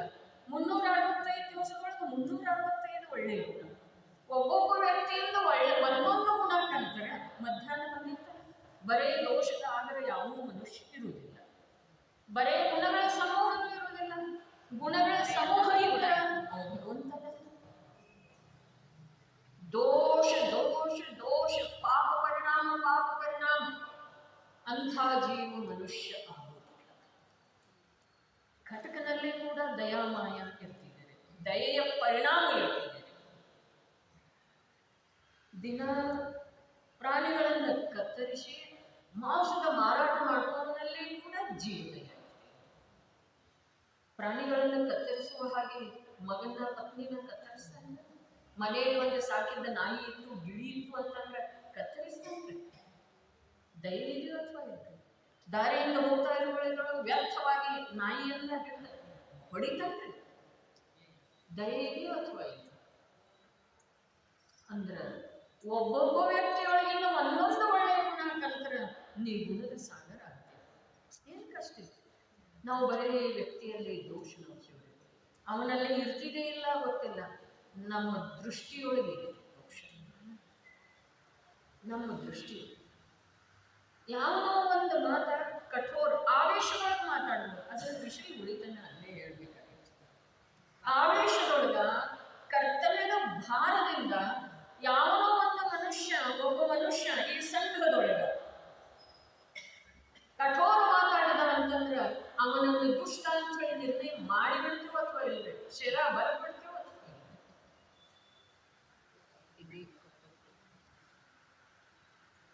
ಆದ್ರೆ ಆ ಕಠೋರ ಮಾತಾಡುವ ವೇಳೆಯೊಳಗೆ ಅವನು ನಮ್ಮ ಮೇಲೆ ಯಾವ ರೀತಿಯ ಉಪಕಾರ ಮಾಡಿದ ಅದೇ ಸಮಯದೊಳಗೆ ಮಾಡ್ತಾ ಇದ್ದಾನೆ ಉಪಕಾರ. ಯಾಕೆ ಇಷ್ಟು ದಿನ ಗಾಡಿ ಬಂದು ನಿಂತಿದ್ದೀನ, ಅಲ್ಲಿ ಹೋಗ್ಬೇಕು, ನಡ್ರಿ ಬರ್ಬಾರ್ದು ಅಂತೇಳಿ ಅಂದ ಅಂತಂದ್ರೆ ಅವನು ದುಷ್ಟನೋ ಎಲ್ಲ ನಮ್ಮ ಮೇಲೆ ಉಪಕಾರ ಮಾಡುವಂತಹ ಮಹಾಪುರುಷ. ಉದ್ದೇಶ ಏನಿದೆ ಅಂತ ನೀವು ಉಳಿಬಾರ್ದು. ಒಂದು ವೇಳೆಗೆ ನೀವು ಬರೋದಕ್ಕೆ ಗಾಡಿ ನಿಂತಿತ್ತು ಅಂತಂದ್ರೆ, ಒಂದು ವೇಳೆಗೆ ಅಂತಂದ್ರೆ ನಿಮಗೆ ಎತ್ತೋದಾಗೋದಿಲ್ಲ, ಇಷ್ಟೊಂದೇ ಬೆಲೆಗೆ ಇಷ್ಟ ಇರ್ತೀವಿ ಅಂತಂದ್ರೆ ಅವನು ದುಷ್ಟನೋ ನಮ್ಮ ಒಳ್ಳೆಯದಕ್ಕೆ ಹೇಳ್ತಾನೆ. ಅವನ ಉದ್ದೇಶ ಏನಿದೆ ಎತ್ತೋದಂತೂ ನಾವು ಯಾರು ಎತ್ತೇವೋ, ಆದ್ರೆ ನಿಮಗೆ ವಿಕಲ್ಪ ಆಗ್ತಿದೆ ಇಲ್ಲ. ನಂದೇನೋ ಆ ಸಾಮಾನು ಬರಲಿಲ್ಲ, ಈ ಸಾಮಾನು ಬರಲಿಲ್ಲ, ಆಗಲಿ ಅಲ್ಲಿ ಬ್ಯಾಗ್ ಅಲ್ಲಿ ಉಳಿತ, ಕೆಂಪು ಬ್ಯಾಗ್ ಒಂದು ನಂದೇ ಇತ್ತು. ಇವೆಲ್ಲ ಏನದ ವಿಕಲ್ಪ ನಿಮಗೆ ಆಗ್ತಾವ, ನಿಮಗೆ ಇಷ್ಟ ಅವಶ್ಯಕ ಏನಿದೆ ಅನ್ನೋ ಉದ್ದೇಶ ಇದೆಯೋ ಅಥವಾ ಇಲ್ಲ. ಆದ್ರೆ ನಾವು ಆ ಮಾತನ್ನು ಮುಖ್ಯ ಮಾಡ್ತೀವಿ. ನಮಗೆ ಧರ್ಮಕ್ಕ ನಮ್ಗ ದೂರದ ಇನ್ನ 1000 ಕಿಲೋಮೀಟರ್ ಸಂಬಂಧ ಇಲ್ಲ. ಶಿಕ್ಷಕ ಮುಖವಾಡ ಹಾಕೊಂಡಿದ್ದೇವೆ ನಾವೆಲ್ಲ ಧಾರ್ಮಿಕರ ವೇಷ ಬದಲಿ ಮಾಡಿದ್ದೇವ್ರಿ. ಬಣ್ಣ ಬಣ್ಣದ ಸೀರೆ ಬಿಟ್ಟ ಬಿಳಿ ಸೀರೆ, ಬಿಳಿ ಸೀರೆಯಿಂದ ಉದ್ದೇಶ ಏನಿತ್ತು ಹೇಳಿದ್ರು. ಇರಲಿ, ಅದನ್ನ ಹೇಳಲಿಕ್ಕೆ ಸಮಯ ಇಲ್ಲ. ಇದು ಬರೀ ಪ್ಯಾರಾಗ್ರಾಫ್ ಓದ್ತೇನೆ, ಸಮಯದಂತೂ ಉಲ್ಲಂಘನೆ ಆಗಬಹುದು. ಬರೀ ಓದ್ತೇನೆ ಇಷ್ಟೇ, 6 ಲೈನ್ ಅದವರೆ, 6ವರೆಯೂ ಇಲ್ಲ. ಅಪ್ರತಿಬುದ್ಧ ಎಂದರೆ ಅಜ್ಞಾನಿ ಜೀವನು ಹೀಗೆ ಹೇಳುತ್ತಾನೆ. ಕೇಳುತ್ತಾನೆ ಇಲ್ಲ, ಹೇಳುತ್ತಾನೆ. ನೀವು ಪ್ರತಿಯೊಂದು ಶಬ್ದದ ಮೇಲೆ ನಿಂತು ವಿಚಾರ ಮಾಡಿದರೆ ನನಗೆ ನನ್ನ ಜೀವನ ಧನ್ಯ ಅನ್ನಿಸ್ತಿದೆ, ನಾನು ವಿಚಾರ ಮಾಡಿದ್ದೇನೆ ಅಂತ ಹೇಳಿ ನನಗೆ ಅದರದ ಆ ಪ್ರತಿಯೊಂದು ಶಬ್ದದ ಏನಿಲ್ಲ ಅಂದ್ರೆ ಉತ್ತಮ ಭಾವ ಭಾಷಿತ ಆಗಿದೆ ಅಂತ ಹೇಳಿ ನನ್ನಷ್ಟಕ್ಕೆ ನಾನೇ ಕೊನೆ ಪ್ರೂಫ. ಈ ಗ್ರಂಥದೊಳಗೂ ಕೂಡ ಕೊನೆ ಪೇಜ್ಗಳಲ್ಲಿ ನಿಮ್ಗೆ ಸಮಯ ಇತ್ತು ಅಂತಂದ್ರೆ ಈಗ ಇಲ್ಲೇ ಕೂತು ಓದ್ರಿ. ನಾಳೆ ಗ್ರಂಥ ಬರ್ತಾವ, ನಾಳೆ ಎಲ್ಲರ ಕೈಯೊಳಗೆ ಬುಕ್ ಇರ್ತಾವ. ನನ್ನಷ್ಟಕ್ಕೆ ನಾನೇ ಪ್ರೂಫ್ ನೋಡಿ ಆದಮೇಲೆ ಕಣ್ಣೀರು ಹಾಕ್ತಾ ಇದ್ದೆ. ಅಲ್ಕ ಬಂದ್ರು ಸಾಯಂಕಾಲಕ್ಕೆ ಏನು ಮಾಡೋದು ಅಂತ ಕೇಳಲಿಕ್ಕೆ. ಯಾಕೆ ಫೋನ್ ಬಂದಿರ್ತೀರಿ ಅಂತ ಹೇಳ್ತಾರೆ. ನನ್ನ ಕಣ್ಣಲ್ಲಿ ನೀರು ಬರು.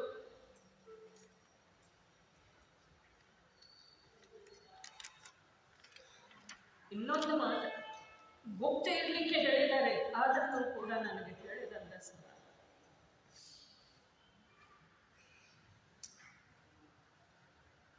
ಪ್ರೂಫ್ ತರೋದ ಕೊಡೋದ ಮಾಡ್ತಾರೆ ಪ್ರೆಷರಿಂದ. ಅವರ ಇನ್ನು ದಾನಿಗಳ ಹೆಸರಷ್ಟು ಕೊಡ್ರೆ ಇಂದರ್ನು ಅಂತ ಹೇಳಿ ಹೇಳ್ತಿರ್ತಾರೆ. ಪ್ರತಿಯೊಂದು ಬುಕ್ದೊಳಗೆ ಪೇಜ್ ಸೆಟ್ಟಿಂಗ್ ಆಗಿ ಎಲ್ಲಿ ಹಾಕೋದ ಏನು, ಇವೆಲ್ಲ ಗ್ರಂಥದ ನಿಯಮ. ಆಮೇಲೆ ಕೊಟ್ಟ ನಂತರ ಅವ್ರು ಅಲ್ಲೇ ಓದಿರ್ತಾರೆ. ಪ್ರತಿಯೊಂದು ಗ್ರಂಥದೊಳಗೆ ಅದು ಕೊನೆಯ ವಿಷಯ ಇರ್ತಿದೆ, ಇದರದಲ್ಲ. ನನಗೂ ಬಹಳ ದಿವಸದಿಂದ ಕೊಡ್ಬೇಕನ್ನೋದಿದೆ. ಮೊನ್ನೆ 5,000 ರೂಪಾಯಿ ತಂದು ಕೊಟ್ಟರು ಪ್ರಮಾಣ ಮ್ಯಾನೇಜರ್. ನಂದು ಹೆಸರು ಬೇಡ್ರಿ, ನೀವು ಗುಪ್ತದಾನ ಅಂತ ಹೇಳಿ ಹಾಕ್ತಿರ್ಲಿಲ್ಲ, ಯಾರು ಹಾಗೆ ಅಜೈನ ಮನುಷ್ಯ ನೀವು ಗುಪ್ತದಾನ ಅಂತ ಹೇಳಿ ಹಾಕಿರ್ತಾರಲ್ಲ, ನೋಡಿರ್ತೀರ, ಕುಂತು ನೋಡ್ತಾರೆ ಹೇಳಿ. ಅಜೈನ ಮನುಷ್ಯ ಏನ್ ಸಂಬಂಧ? ನಮ್ಮ ವರ್ತನೆ ಇರ್ಬೋದಲ್ಲ, ಅದಕ್ಕೆ ಕಾರಣ ಇರ್ಬೋದು ಅಥವಾ ಇರ್ಲಿಕ್ಕಿಲ್ರಿ. ಹೆಸರು ಬೇಡ. ಮಾರನೇ ದಿವಸ ಆ ದಿವಸ ಅವ್ರಿಗೂ ಕಣ್ಣಿಗೆ ಇರುವುದು, ನನಗೂ ಬಂತು. ಮಾರನೇ ದಿವಸ ಬಂದಾಗ ನಿಮ್ಗೆ ಹೆಸರಷ್ಟು ಯಾಕ್ರೆ ನಾ ಹೆಸರು ಬೇಡ ಅಂದೇನ್ರಿ, ಹೆಸರು ನಿಮ್ದು ಹಾಕೋದಿಲ್ಲ, ಆದ್ರೆ ನನಗೆ ದುಡ್ಡು ಎಲ್ಲಿಂದ ಬಂತು ಅನ್ನೋದು ನನಗೆ ಲೆಕ್ಕ ಬೇಕಿಲ್ಲ. ನನ್ನ ಹೆಸರು ಹೇಳಿದ್ದಾರೆ, ಆದರೆ ಹೆಸರು ಹಾಕ್ಬಿಟ್ರೆ ಬುಕ್. ಇಂಥ ಜೀವಗಳು ಕೂಡ ಇದಾವೆ.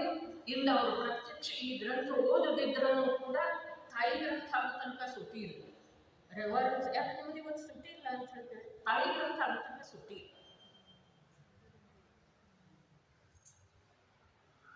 ಅವು ಗ್ರಂಥ ಆಗಿ ಹಾಸನಕ್ಕೆ ಹೋದ್ಮೇಲೆ ನೋಡ್ರಿ ನಮ್ಗೆ ಸುಟ್ಟಿ. ಇದು ಭಾವ ಎಲ್ಲಿಂದ ಬಂದ್ರಿ, ಯಾರು ಕಲಿಸ್ಕೊಟ್ಟಿದ್ದಾರೆ, ಆ ಮಾತು ಎಲ್ಲಿಂದ ಬಂತ ಹೇಳಿ. ತನ್ನಷ್ಟಕ್ಕೆ ತಾನೇ ಬರ್ತಿದೆ.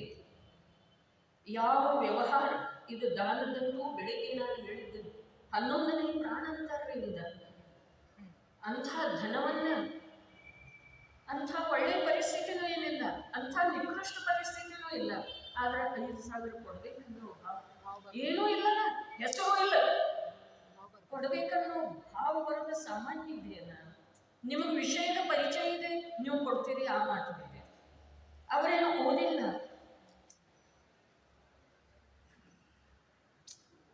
ಕಾರ್ಯ ಹೇಗಾಗ್ತವೆ ಅನ್ನೋದು ತಮ್ಮ ಸ್ವತಃ ಪರಿಚಯ ಇರಲಿ ಅಂತ.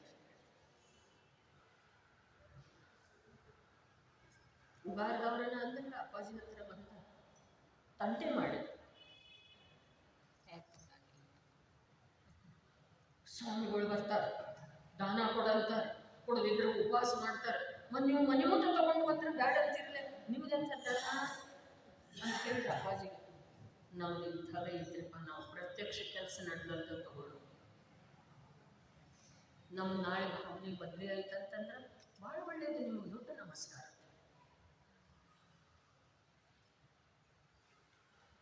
ಇದುವರೆಗೆ ಬವಿತಲ್ಲ ಮುಂದೆ ಕೇಳಿ, ಇನ್ನು ತಗೋಬೇಡಪ್ಪ ಅಂತ ಹೇಳಿ ಆಕೆ ಒಂದು ಲಿಷ್ಟ ಒಂದಿಷ್ಟು ರೊಕ್ಕ ತಗೊಂಡು ಬಂದಿರ್ತಾಳೆ, ಇನ್ನು ತಗೋಬೇಡಪ್ಪ, ನನ್ನ ಜೀವನ ಎಷ್ಟೈತಿ ಗೊತ್ತಿಲ್ಲ, ನಾನು ಅದನ್ನು ಹೇಗೆ ಇಟ್ಟು ಹೋಗೋದು, ಯಾರಿಗೆ ಲೆಕ್ಕ ಹೇಳಿ ಹೋಗೋದು, ಯಾರ ವಿಶ್ವಾಸದ ಮೇಲೆ ಹೋಗೋದು, ಅದಕ್ಕೆ ನನ್ನ ಹತ್ರ ಸಮಯ ಇರ್ತಿದೇನ, ಬೇಡ ಅಂದ್ರೆ ತಂದು ಕೊಡ್ತಾರೆ. ಯಾವ ಕಾರಣದಿಂದ? ಇದರಿಂದ ನನ್ನಲ್ಲಿ ಏನಿಲ್ಲ ಬದಲಾವಣೆ ಆಗಿದೆ, ನನ್ನ ನೋಡೇ ಕೊಡ್ತಾರಲ್ಲ.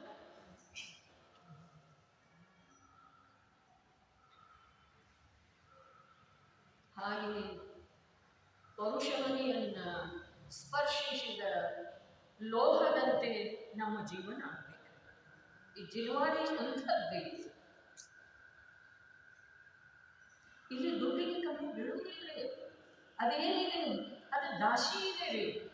ಕೇವಲ ಜ್ಞಾನ ರೂಪದ ಲಕ್ಷ್ಮಿ ಪ್ರಕಟ ಆದ ನಂತರ, ಅನಂತ ದರ್ಶನ ಜ್ಞಾನಾದಿ ಸರಸ್ವತಿ ಪ್ರಕಟ ಆದ ನಂತರ ಅಲ್ಲಿ ಸಂವತ್ಸರಗಳು ಏನು ಬರ್ತಿದ್ದೀರಿ ಮತ್ತು ಅದು ಇಂದ್ರನಿಂದ ಪ್ರಾಪ್ತಿ ಇದೆಯೋ, ಭವ್ಯರಿಂದ ಪ್ರಾಪ್ತಿ ಇದೆಯೋ, ಅಥವಾ ಆತ್ಮನ ನಿಜ ವೈಭವ ನಿಜ ಇದೆಯಲ್ಲ. ಮತ್ತು ಅದನ್ನು ಮರೆತು ನಾವು ಯಾಕೆ ಬಾಯಿ ಬಿಡ್ತಾ ಇದ್ದೇವೆ?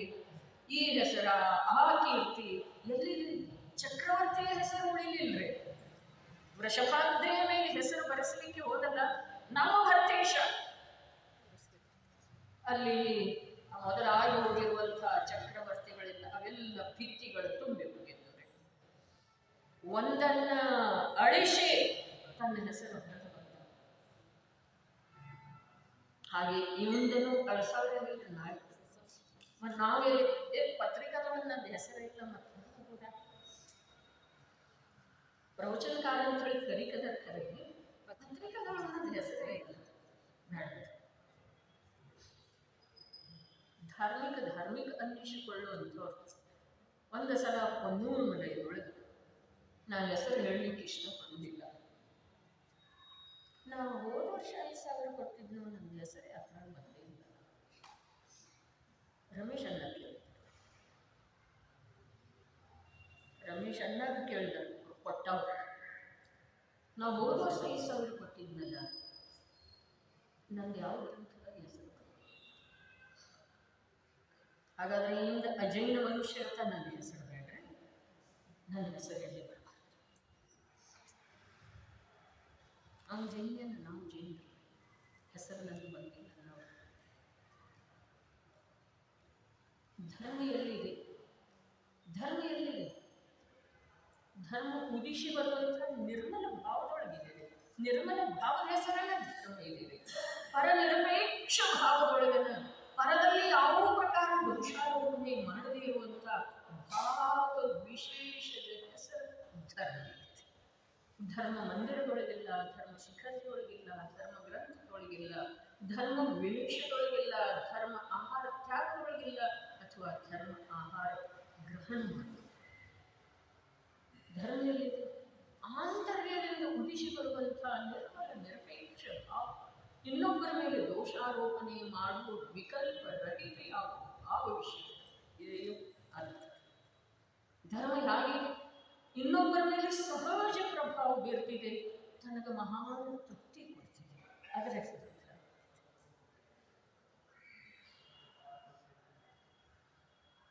ಬಹಳ ವಿಷಯ ಇದೆ. ಅಪ್ರತಿಬುದ್ಧ ಎಂದರೆ ಅಜ್ಞಾನಿ ಜೀವನವು ಹೀಗೆ ಹೇಳ್ತಾನೆ ಅಂತ ಕೇಳುತ್ತಾನೆ. ಕೇಳುವುದರೊಳಗೆ ಹೇಳುವುದರೊಳಗೆ ವ್ಯತ್ಯಾಸ ಏನಿದೆ? ಕೇಳುವುದರೊಳಗೆ ದಿಟ್ಟತನ ಇದೆ. ಪ್ರಭು ಹೀಗೆ ಅನ್ನಿಸ್ತಿದೆಯಲ್ಲ ನನಗ ಅಂಥೇಳಿ ಹೇಳುವುದೇ ವಿನಯ ಇದೆ. ನೀವು ಹೀಗೆ ಹೇಳ್ತೀರಿ ಮತ್ತು ಹಾಗೆ ಹಾಗ ಅಂಥೇಳಿ ಕೇಳ್ತಾ ಇಲ್ಲ, ಹೇಳ್ತಾ ಇದ್ದಾರೆ. ಅಪ್ರತಿಬುದ್ಧ ಎಂದರೆ ಅಜ್ಞಾನಿ ಜೀವನು ಹೀಗೆ ಹೇಳುತ್ತಾನೆ, ಓ ಪ್ರಭು, ಒಂದು ವೇಳೆ ಶರೀರವೇ ಜೀವವಿಲ್ಲದಿದ್ದರೆ ತಾವು ತೀರ್ಥಂಕರರುಗಳ ಹಾಗೂ ಆಚಾರ್ಯರುಗಳ ಯಾವ ಸ್ತುತಿ ಮಾಡುತ್ತೀರಿ ಅದೆಲ್ಲ ಸುಳ್ಳೆಂದು ಸಿದ್ಧವಾಗುವುದಿಲ್ಲವೇನು? ಎಷ್ಟು ವಿನಯದಿಂದ ಅದು ಸುಳ್ಳಂತೆ ಸಿದ್ಧವಾಗುವುದಿಲ್ಲ ಪ್ರಭು. ನಾ ಹೇಳೋ ಮಾತು ಸುಳ್ಳು ಇರಲಿ, ಆದ್ರೆ ನೀವು ಹೇಳೋ ಮಾತು ಸುಳ್ಳು ಸಿದ್ಧ ಆಗುವುದಿಲ್ಲ. ವಿನಯ ಅಂತಂದಿದೆ. ಅಪ್ರತಿಬುದ್ಧ ಇದ್ದಾನೆ, ಅಜ್ಞಾನಿ ಇದ್ದಾನೆ. ನೀವು ಹೇಳಿರಲಿ ನಿನ್ನೆ, ನಾವು ಹಿಂದಿನ ಸಲ ಅಂದಿದ್ರೆ ನೀವು ಒಂದ್ಸಲ ಅಂದಿದ್ರಿ, ಹೀಗೆ ಸಿದ್ಧ ಮಾಡ್ತೀವಿ. ಪ್ರಭು ನಿಮ್ಮ ಮಾತು ಸುಳ್ಳು ಹೋಗಿಲ್ಲ. ಶರೀರನ ಜೀವನದೇ ಇಲ್ಲದೆ ಹೋಗಿದ್ರೆ ನೀವು ಮಾಡುವಂತಹ ತೀರ್ಥಂಕರರ ಸ್ತುತಿ, ಆಚಾರ್ಯರ ಸ್ತುತಿ ಸುಳ್ಳಂತ ಹೇಳಿ ಸಿದ್ಧ ಆಗಲಿಕ್ಕಿಲ್ಲ. ಸುಳ್ಳಂತ ಹೇಳಿ ತಾನು ಹೇಳ್ತಾ ಇಲ್ಲ, ಹಾಗಾದ್ರೆ ಅದೆಲ್ಲ ಸುಳ್ಳಾಯ್ತಲ್ಲ ಅನ್ನುವುದಿಲ್ಲ. ಸುಳ್ಳಂತ ಹೇಳಿ ಸಿದ್ಧ ಆಗ್ಲಿಕ್ಕಿಲ್ಲ. ಎಂತಹ ಮಾತು ಇದೆ! ಆಚಾರ್ಯ ಭಗವಂತನ ಮಾತು, ಜ್ಞಾನಿ ಗುರುಗಳ ಮಾತು, ಅವಿರತ ಸಮ್ಯಕ್ ದೃಷ್ಟಿಯ ಮಾತು ಇಂಥವದು.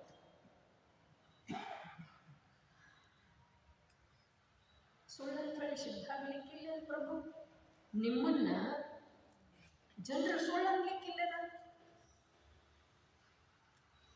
ಸುಳ್ಳಾಯ್ತಲ್ಲ ಅಂತ ಹೇಳಿ ತನ್ನ ಅಭಿಪ್ರಾಯ ಹೇಳ್ತಾ ಇಲ್ಲ. ಸುಳ್ಳಂತ ಹೇಳಿ ಸಿದ್ಧ ಆಗುವುದಿಲ್ಲ. ಓದೋದು ಹೀಗಿದೆ ನೋಡ್ರಿ. ಭಗವಂತರ ರೂಪ ವರ್ಣವು ಹೀಗಿತ್ತು, ಅವರ ದಿವ್ಯ ಧ್ವನಿ ಹೀಗಿತ್ತು, ಅವರ ಆಕಾರ ಪ್ರಕಾರಗಳು ಹೀಗಿದ್ದವು ಎಂದು ತಾವು ಸ್ವಯಂ ಭಗವಂತರ ಸ್ತುತಿಯಲ್ಲಿ ಹೀಗೆ ಹೇಳುತ್ತೀರಿ. ಅದಕ್ಕಾಗಿ ಈ ಕಥನದಿಂದ ನಾನು ಶರೀರವೇ ಆತ್ಮನಿದ್ದಾನೆಂದು ತಿಳಿಯುತ್ತೇನೆ. ನೀವು ಹೇಳಿದ ಮಾತಿನ ಮೇಲಿಂದ ನಾನು ಏನು ಶರೀರವೇ ಅಲ್ಲಿ ಒತ್ತು ಕೊಡ್ತೇನೆ, ಅದು ತನ್ನ ಭಾವ ಇದೆ ರೀ. ಆದರೆ ನೀವು ಹೇಳುವುದ್ರ ಮೇಲಿಂದ ನನ್ನ ಭಾವಕ್ಕೆ ಇನ್ನಷ್ಟು ವಚನ ಬಂದಿದೆ ನೋಡ್ರಿ. ನಾನು ಶರೀರವೇ ಆತ್ಮನಿದ್ದಾನೆಂದು ತಿಳಿಯುತ್ತೇನೆ. ತಾವು ಇಲ್ಲಿ ಶರೀರ ಮತ್ತು ಆತ್ಮ ಭಿನ್ನ ಭಿನ್ನವೆಂದು ಬಲವಾಗಿ ಸಮರ್ಥಿಸುತ್ತಿರುವಿರಿ. ಆದರೆ ನಾನಂತೂ ಶರೀರ ಮತ್ತು ಆತ್ಮ ಒಂದೆಂದು ಶಾಸ್ತ್ರಾಧಾರ ಪೂರ್ವಕವಾಗಿ ಈ ಮಾತು